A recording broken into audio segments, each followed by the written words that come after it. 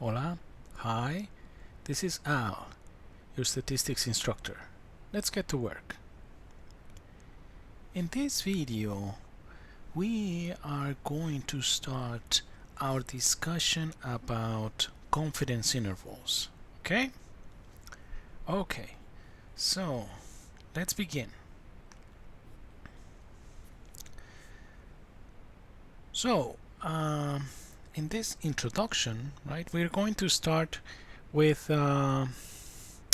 some conditions, some assumptions, and one of them is not going to be that realistic, but again, this introduction will be just a stepping stone to a more realistic version of a confidence interval.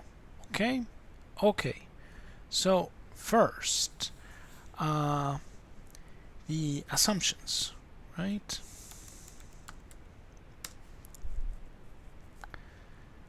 What we're going to have here is we're going to assume that we have a sample, a random sample of size n, right? So we have n instances, right? N observations coming from the same random variable,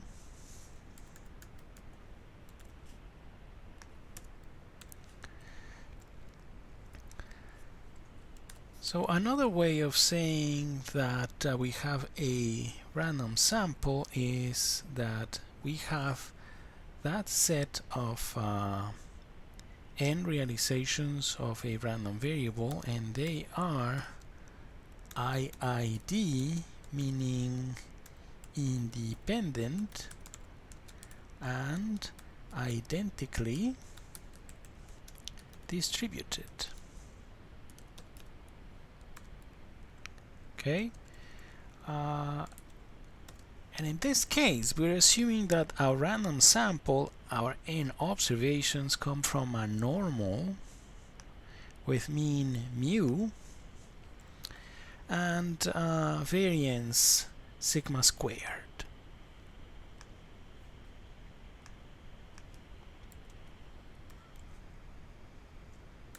Okay, so another assumption that we have here, right? So first we have our sample, then about these parameters from that normal, we're going to be assuming that sigma squared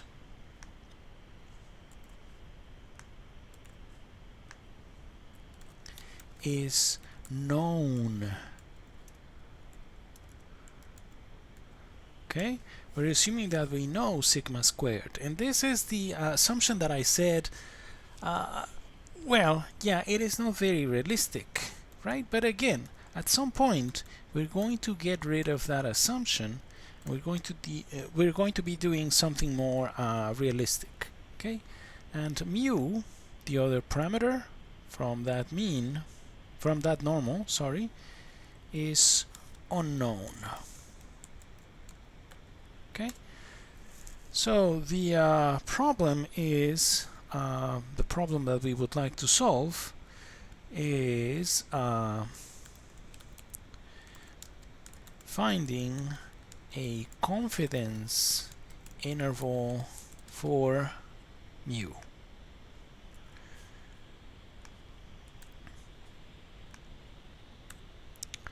Okay, so as a starting point, right, if we were asked to provide a number, a single number that could be useful to estimate the parameter mu, the mean of that normal random variable, one that would make sense, right, as a point estimate would be the sample mean, right? So point estimate, it would make sense proposing x bar as a number that could be a good approximation, an estimate for mu. We know that it's given just by the sum of our observations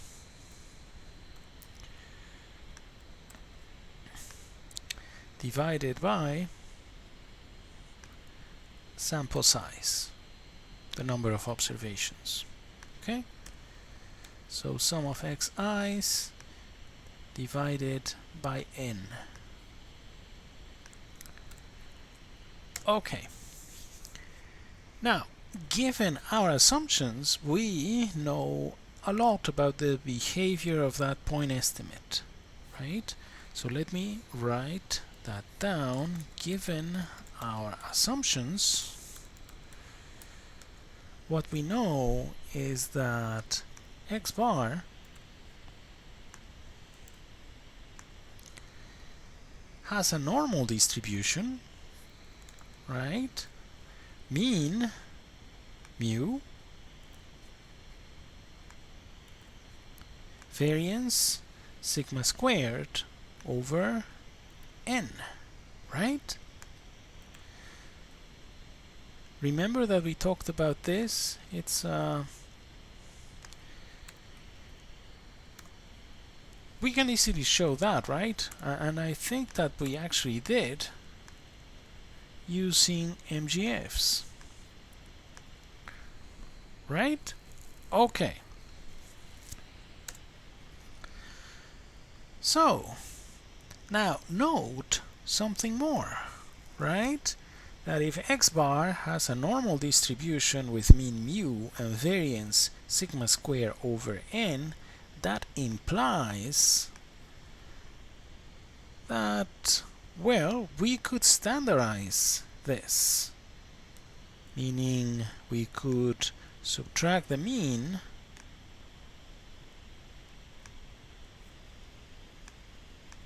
and divide by the standard deviation, right? Let's subtract the mean, mu,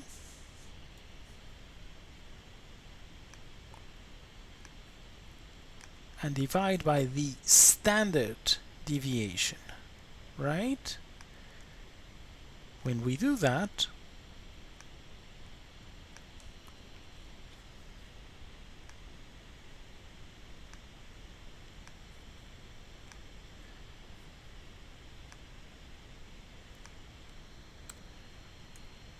then this quantity has a normal distribution again, but a standard normal, right? It becomes a normal 0, 1. So let me call this guy capital Z, okay? That's the letter that we reserve to refer to a standard normal, okay? Now, why would that be interesting? Why would that be useful?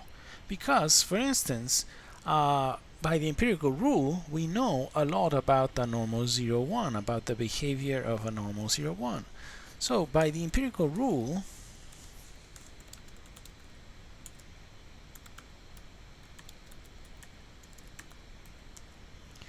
we know that the probability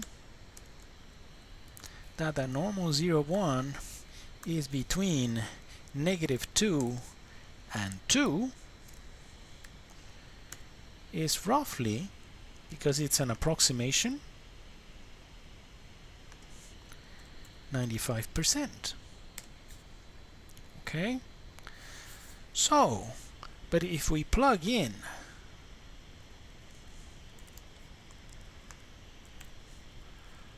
this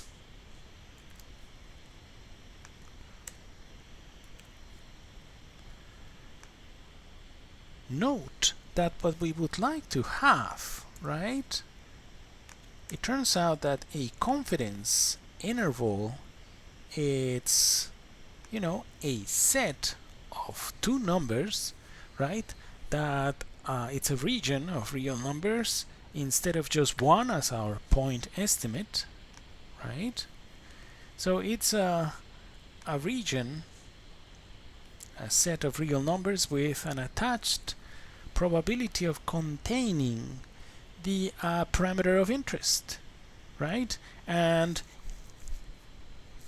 if we solve for mu, we're going to have that that region, right? So let's do that here. Solve for mu.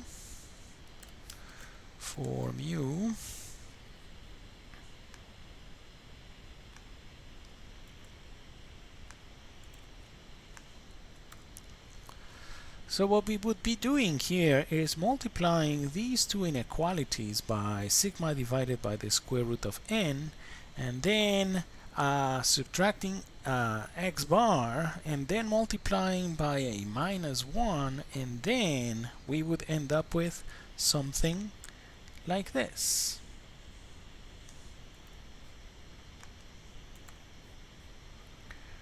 Right? We multiply by this. Oh well, let me write it down here. Sigma divided by the square root of n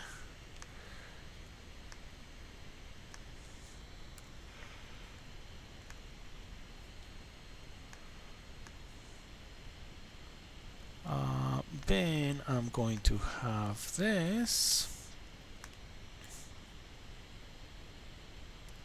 and then I will no longer have this, but only mu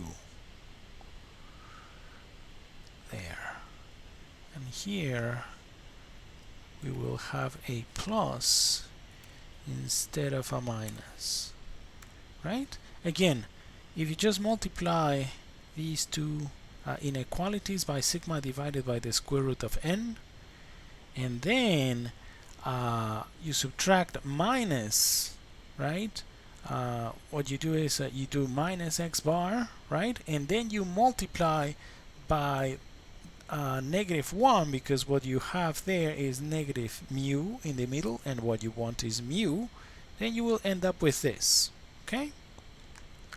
Okay. Make sense? So that's an approximate 95% confidence interval for the mean mu given our conditions, right? Our assumptions that we have a sample coming from a normal distribution, that sigma square is known, right? So if we want something more exact, right, something more accurate, we could use our table, for instance. So using our table, if we want this not to be an approximation, but we want exactly a 95% probability of this, right? I think, yeah, it's page 848. So let's find a number that has 2.5% to its right, coming from a normal 0, 1, right? So meaning that the area in the right tail is 2.5%, or 0.025. So that happens to be 1.96. Okay? So using our table, if you want that confidence interval to be exact, so 1.96 and 1.96. Okay, makes sense? So this is an example of a 95% confidence interval for mu. 95% confidence interval for mu.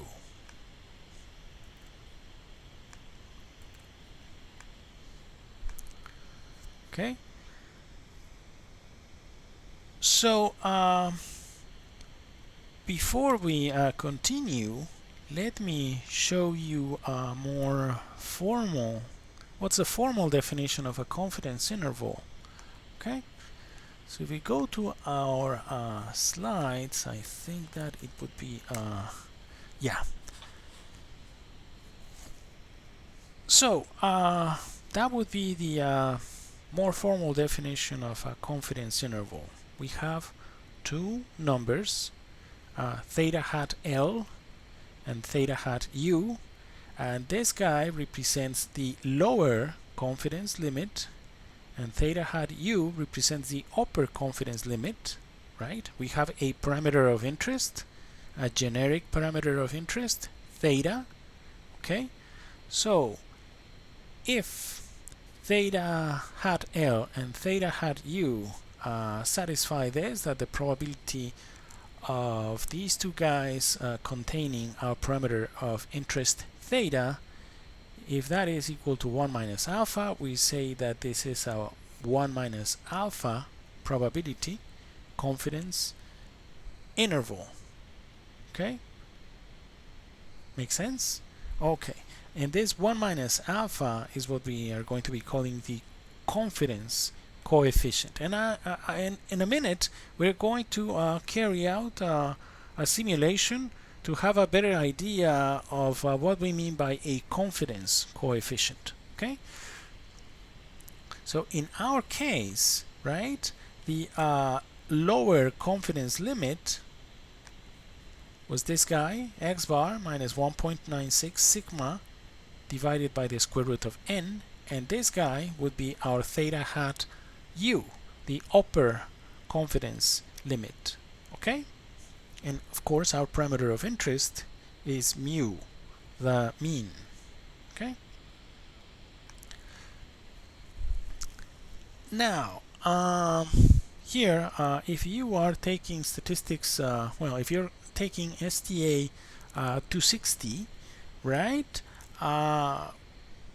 you will talk about this concept, the concept of a pivotal quantity.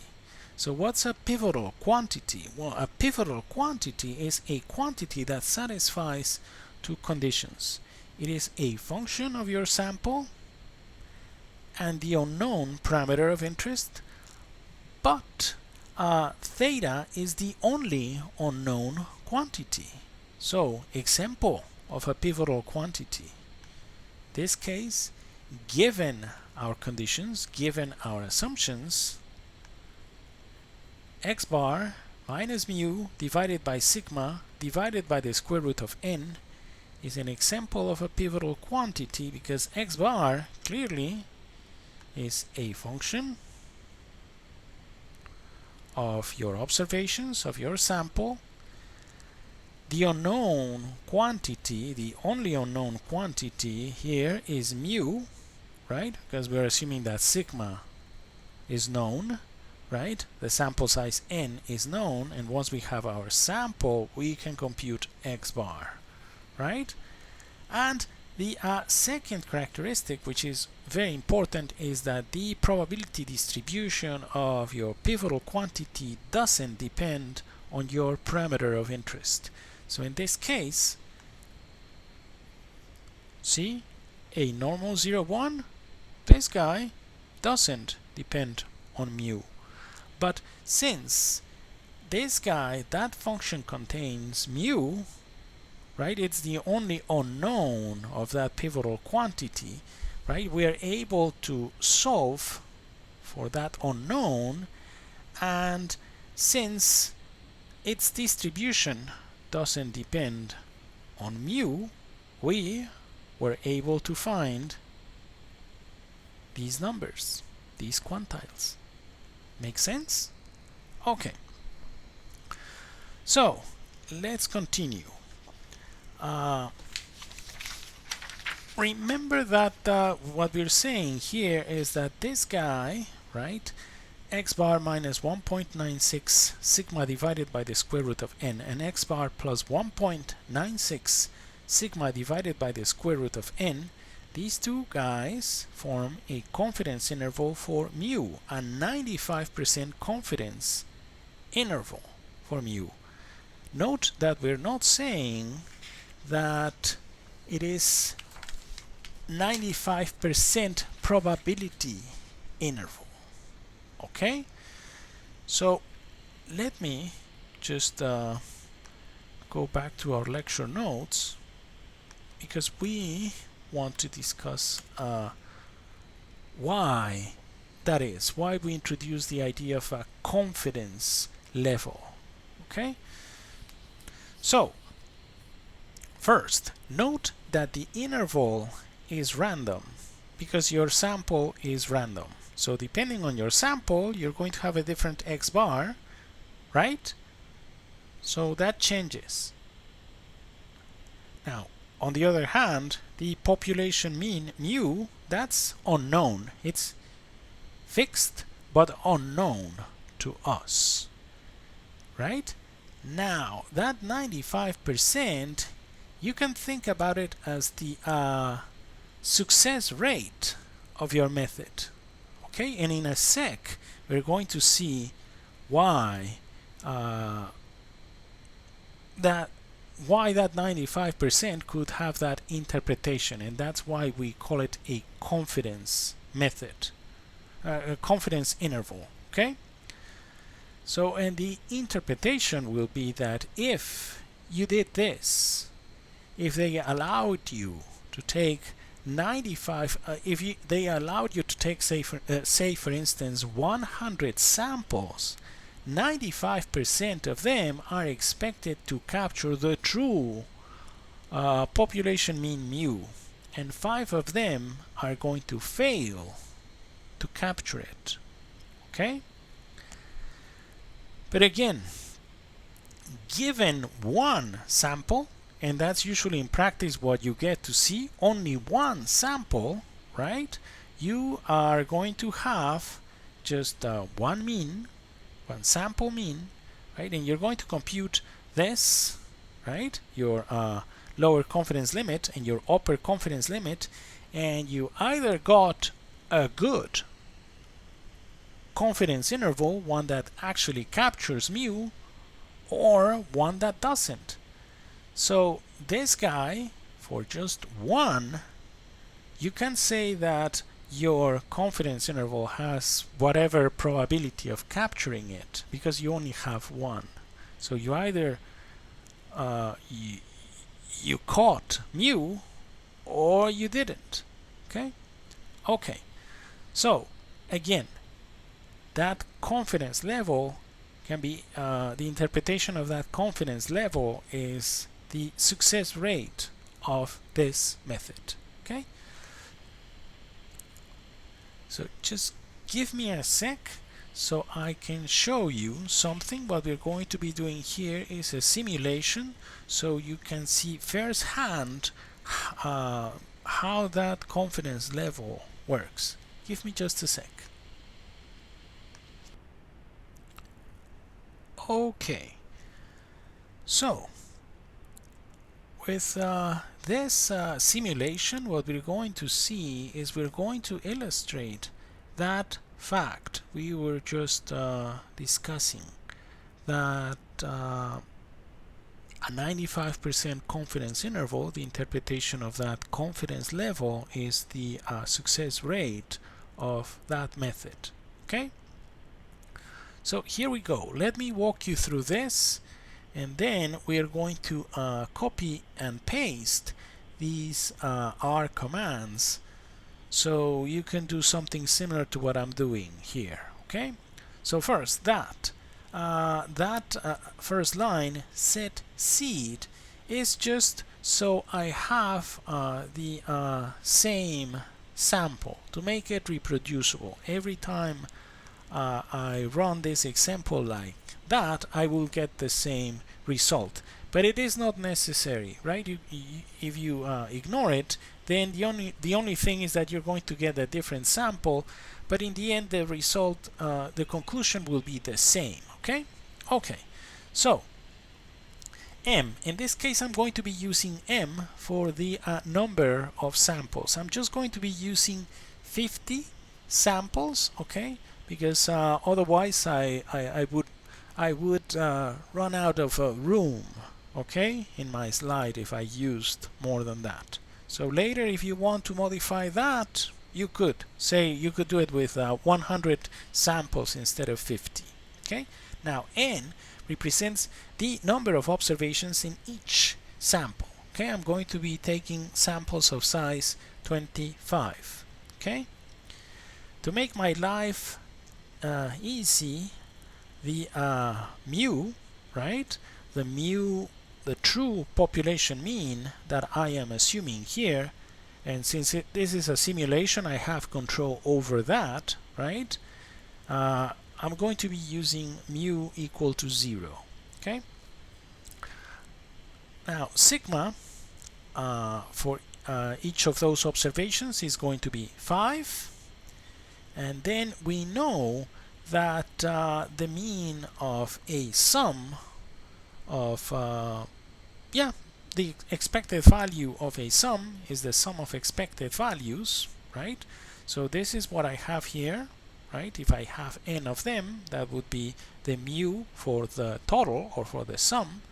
And the standard deviation, first, you know that the variance of a sum of independent random variables is the sum of variances. Okay, so if that's the case, if I have n, the sum of n independent random variables, the variance is just n times the variance of a single one of them, right? And then if you want the standard deviation, just take the square root of that. Okay, so this is what I have here, right? I'm just finding the mean for a sum, the standard deviation for a sum or a total. Okay, so let me copy and paste these commands.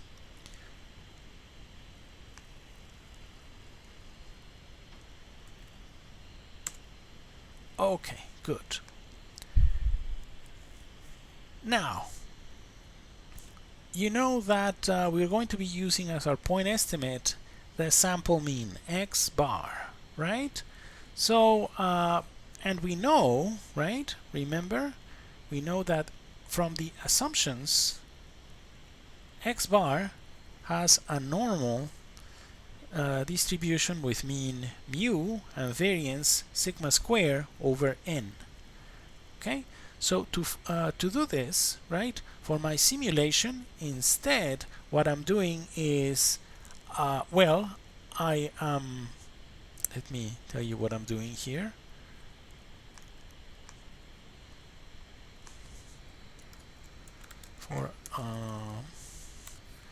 For our simulation, what I'm doing is, instead of this,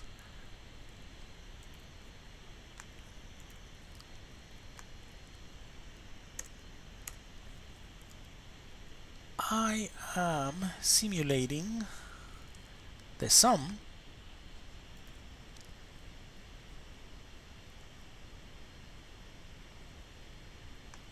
and the sum is going to have, as we said, mean n times mu, and variance of the sum,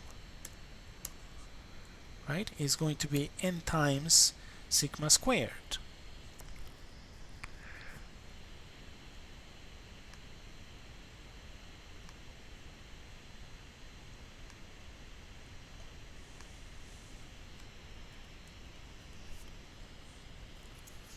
Right?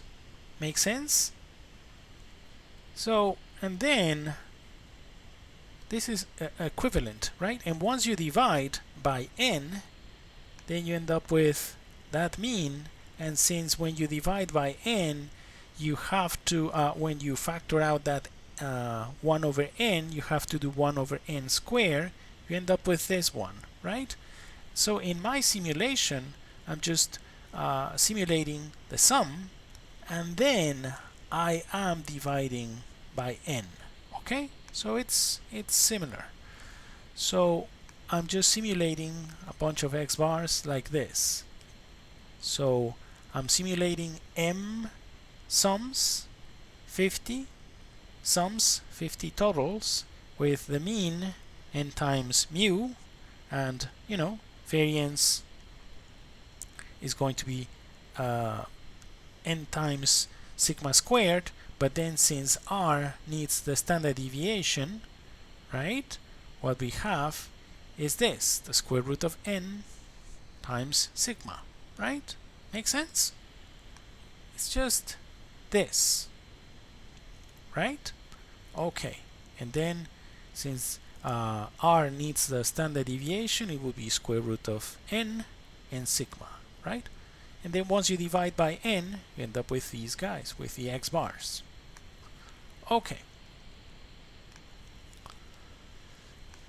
The standard error, remember, is just a term to refer to the standard deviation of your estimator of x bar. So the standard error of x bar is sigma divided by the square root of n.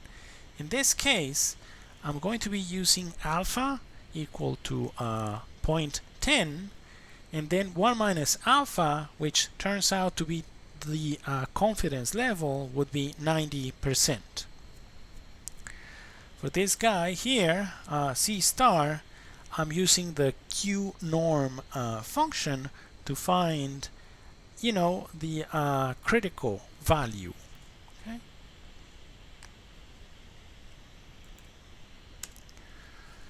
So let me show you what C star is. For a 95% confidence interval, we know C star is 1.96. Since in this case we want a 90% confidence, it's going to be smaller. And you can check that using your table, that the area to the right of 1.64 is roughly 5%. Okay? So that means that between negative 1.64 and positive 1.64, you have roughly 90% using your table. But since we're using R, we know that that guy is slightly different from 1.64. Okay? Okay. This one is, of course, more accurate. Okay. So,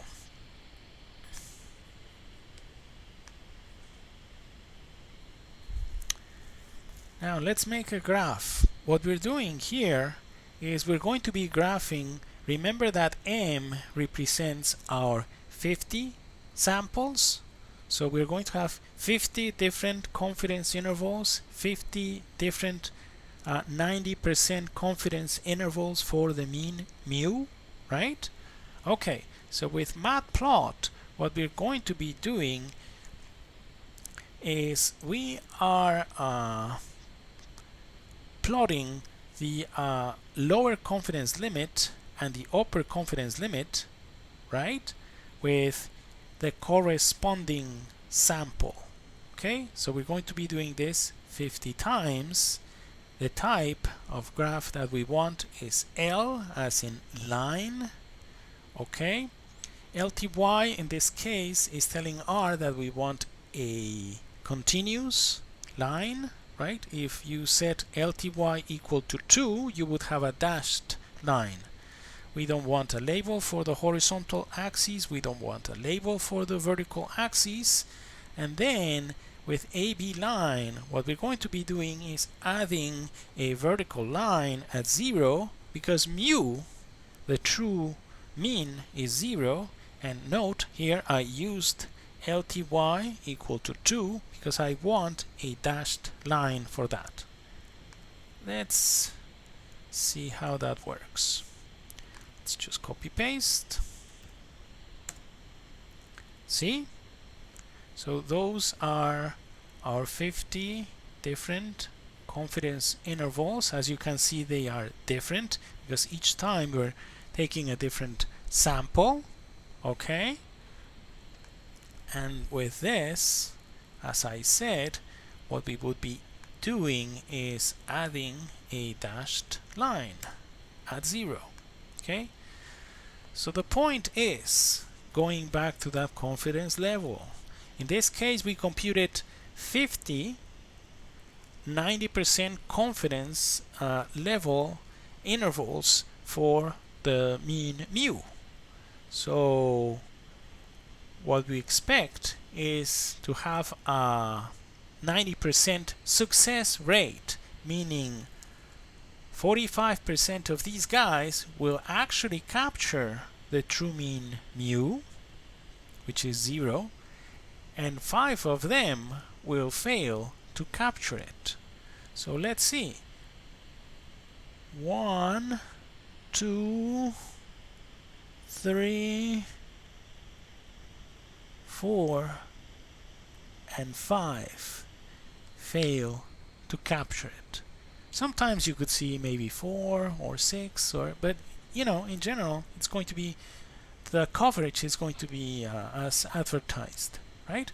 So again, that's what I wanted you to see. That's why we refer to that as a confidence level, not as a probability, because the thing is that in practice, you get one sample, meaning you get one of these confidence intervals. And once you have that guy, you don't know if you had a good one or a bad one, right? If you were to do this several times, right? Yeah, then you know, okay, yeah, 90% of these guys are going to capture the true mean, right? But you only have one. So you can say that, hey, the probability that my confidence interval captures the true mean is 90%. No, because for one of these confidence intervals is you either caught it or you didn't. Okay, so anyway, just be careful with that interpretation of the confidence level. It's a success rate for the method, and what we mean is if you did that several times, in this case for a 90% confidence interval, if you did this 100 times, 90% of the time, or meaning 90% of your confidence intervals would capture the true mean mu. Okay? Okay.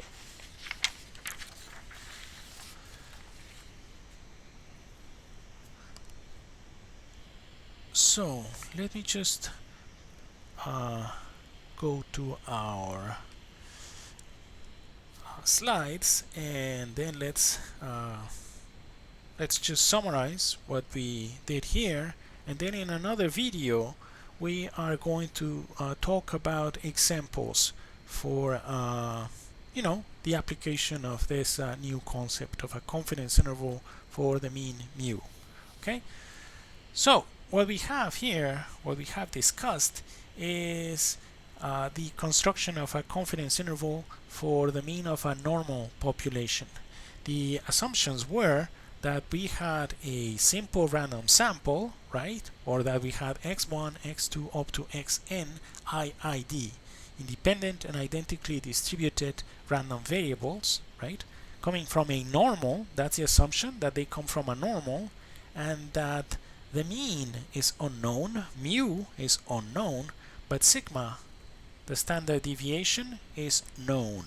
Okay, we know that it's kind of unrealistic, but we're going to get rid in the near future of that assumption that sigma is known.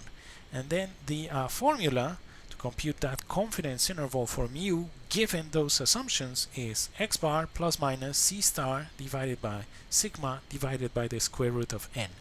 And c star depends on the confidence level that you want. Okay, so that's what we mean by the confidence level, that between negative c star and c star you're going to have a probability c, you're going to have that confidence level, right? You're going to have that probability c between negative c star and c star for a normal 0, 1, meaning that outside, right, in the right tail, you have an area or a proportion of observations that is 1 minus c divided by 2 and 1 minus c divided by 2 here, right? Because, normal distributions are symmetric. Okay, so that's it for now. Thank you so much for watching. Please take care and keep working hard. See you next time. Bye.